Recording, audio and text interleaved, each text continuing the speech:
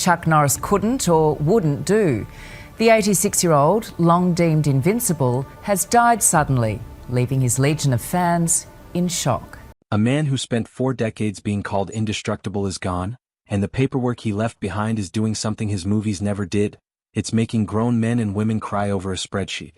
Chuck Norris died at 86 in Hawaii, and within days, lawyers, tabloids, and his own children were quietly staring at a fortune worth roughly $70 million.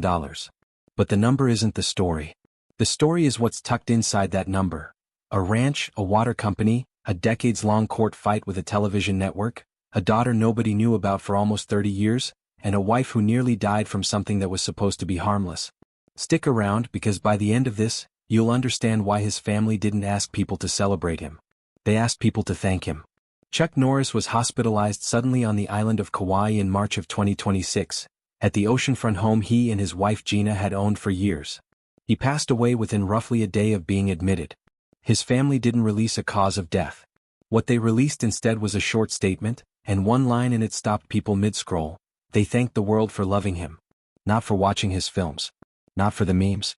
For loving him. If you know anything about how carefully that man controlled his public image for 60 years, you know that line wasn't an accident.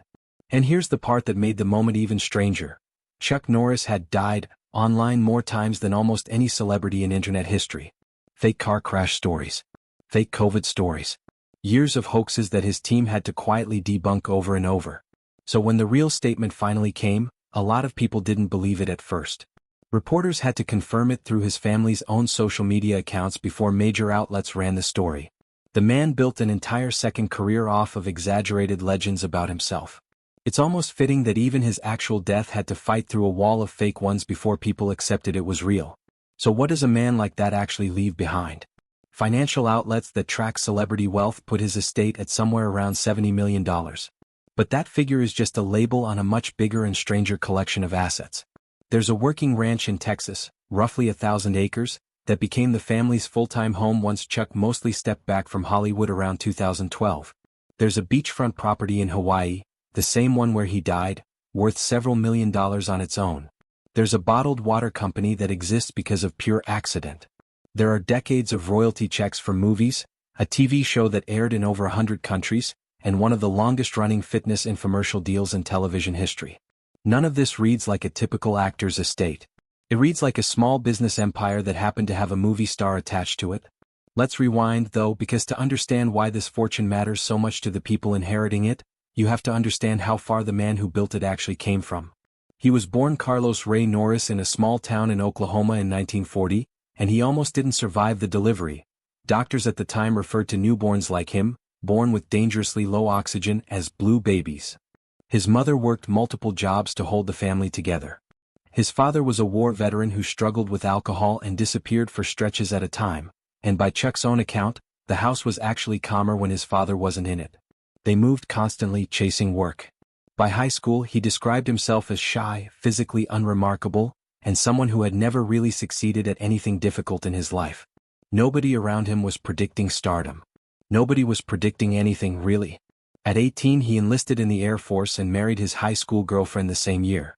The Air Force stationed him in South Korea, and it was there, almost by accident, that he wandered into a martial arts class and got hooked. He trained for hours nearly every night under a local instructor and earned his black belt in just over a year. He later said that was the first time in his entire life he had accomplished something genuinely hard on his own, and that feeling apparently rewired how he saw himself completely, because he spent the rest of his life chasing that same sensation over and over. When he got out of the service, he tried to become a police officer and ended up on a waiting list, so in the meantime he started teaching karate out of his parents' backyard. That backyard class eventually grew into a chain of martial arts schools across Southern California, with a client list that included some genuinely famous names of the era. He became a national karate champion multiple times over. And then, at a tournament in New York, he crossed paths with a rising martial artist and actor who would change the entire direction of his life, Bruce Lee. The two of them trained together for years, and eventually Lee needed someone to play the villain in the climactic fight of a film he was directing overseas. That role put Chuck Norris in front of a global audience for the first time, even though his character loses the fight. The film became a massive box office success on a tiny budget, and Norris walked away from it internationally recognized, for losing. Ironically, that loss is what opened the door to everything that came after, because it was another famous student of his, actor Steve McQueen, who told him bluntly that he had the screen presence to be a leading man and needed to go learn the craft. Norris took the advice, enrolled in acting classes, and started building a film career from almost nothing. His early movies were modest. But by the early 90s he had appeared in more than 20 films and built a loyal audience. Still, none of that compares to what happened next, because in 1993 he landed the role that would define him for the rest of his life. A Texas Ranger with a badge, a mustache, and a roundhouse kick that became a cultural punchline decades later. The show almost didn't survive its first season. The original production company went bankrupt after only a handful of episodes were finished, and the whole project nearly collapsed before it aired. But the premiere numbers were strong enough that the network scrambled to find new financial partners and kept it alive. What followed was 9 seasons and over 200 episodes, making it the first major primetime drama filmed entirely in Texas. Norris didn't just star in it. He controlled the creative direction through his own production company, insisted on wholesome, faith-driven storylines, brought his brother on as a producer, and even sang the theme song himself. It became appointment television across the country and eventually sold into syndication in over 100 countries, generating what court records later revealed to be hundreds of millions of dollars in total franchise revenue. That last detail is where the story turns from wholesome to genuinely contentious. Years after the show ended, Norris sued the network and its studio partners, alleging they had restructured their streaming and distribution deals specifically to avoid paying him the profit share his contract guaranteed. His legal team argued that streaming revenue tied to the show simply hadn't been reported to him for close to 2 decades. That legal battle dragged on for roughly 5 years before it was quietly settled out of court in 2023, for terms that were never made public. Whatever that settlement amount was, it's now folded into the estate his family is dividing today. Now here's the part almost nobody outside his inner circle knew for nearly 3 decades. Back in 1962, while he was still waiting to be discharged from the Air Force, Norris met a woman named Johanna. He didn't tell her he was already married. That brief relationship resulted in a daughter, born in early 1963. When the woman later discovered he was married, she raised the child entirely on her own and eventually told her daughter, when she was old enough to understand, that her father had a wife and other children, and that she should not try to reach out to him. For 26 years that daughter, Dina, carried her father's name without ever meeting him. It wasn't until Chuck's first marriage ended in divorce, becoming public knowledge, that Dina finally wrote him a letter. In his own memoir, he described the moment she showed up at his home, how he didn't need a test to know she was his daughter, because he was looking at his own face. They both broke down crying on the spot. He later wrote a line that became one of the most quoted things he ever said publicly, something to the effect that there may be imperfect parents in the world, he counted himself as one, but there's no such thing as an illegitimate child. Dina was fully absorbed into the family after that, and by 2015 he was publicly posting vacation photos with her and her kids from the very same Hawaiian island where he would later pass away. In total, he had 5 children across 2 marriages and that one earlier relationship. One son became a filmmaker with a Christian production focus. Another became a respected Hollywood stunt coordinator who also won a national racing championship. Twins born in 2001 grew up on the family's Texas ranch. And Dina, the daughter he didn't meet until adulthood, ended up being just as much a part of the family as any of the others. There's one more chapter of this fortune that almost never existed, and it centers on his wife, Gina.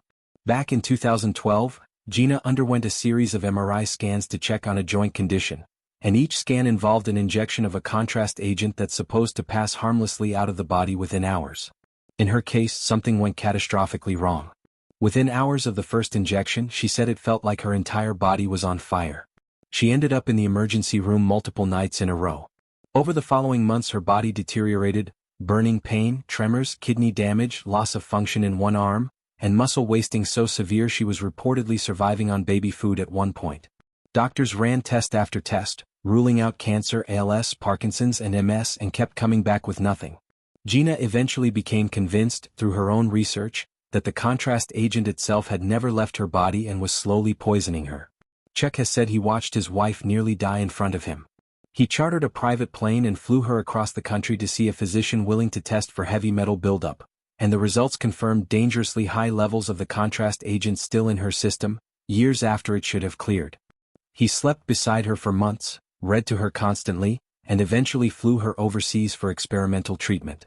By his own account, This experience is what pulled him away from acting almost entirely in his later years.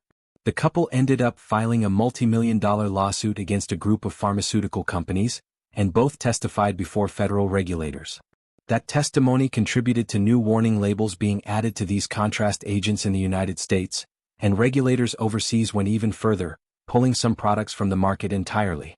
The lawsuit itself was eventually dropped without a settlement, but the public pressure it created outlived the case. That health scare also indirectly created part of the fortune his family is inheriting today. While building out their Texas ranch as a full-time home, workers drilling a well accidentally struck an ancient underground water source running beneath the property. That discovery led Chuck and Gina to start a bottled water company built directly on the ranch, and it grew into a real commercial operation distributing nationwide. Gina holds a controlling ownership stake in that company as its CEO, which means regardless of how the rest of the estate eventually gets divided among the children, that particular business stays entirely in her hands. There's also a charitable side to all of this that rarely gets mentioned next to the dollar figures. Norris founded a youth martial arts and mentorship program back in 1990, aimed at kids in underserved schools, and by the time of his death it had reached well over 100,000 students across dozens of schools in Texas. By most accounts from people close to him, it wasn't the movies or the TV show he was proudest of, it was that program. No public will has surfaced, and under Texas law, his wife automatically inherits half of everything considered shared marital property, with the rest split among his children. But in the final stretch of his life before any of this fortune talk even started, Chuck Norris lost his mother, then lost his first wife to a long illness just months before his own death, and then followed them both before the year was even a quarter over. That detail rarely makes it into the headlines about the estate, but it's probably the most important context for understanding why his family didn't want a celebration.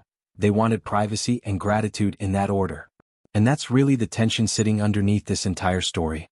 Publicly he was a symbol, tough, faithful, outspoken, endorsed by presidents, mocked and celebrated in equal measure across the internet for 2 decades. Privately he was a man who hid a daughter out of fear for almost 30 years, who slept on a couch for months to keep his wife alive, who fought a media conglomerate in court for the money he was owed, and who apparently cared more about a youth mentorship program than any of his own films. The fortune is real. The ranch is real. The water company, the royalties, the settlement, the Hawaii property, all of it is real and it's being sorted out right now by the people he left behind. But the reason his family asked the world to thank him instead of celebrate him is probably the most honest thing anyone said about Chuck Norris the entire week he died. So here's the question worth sitting with: was Chuck Norris a legend first and a person second, or was it actually the other way around the whole time? Drop your take in the comments, because that debate isn't slowing down anytime soon.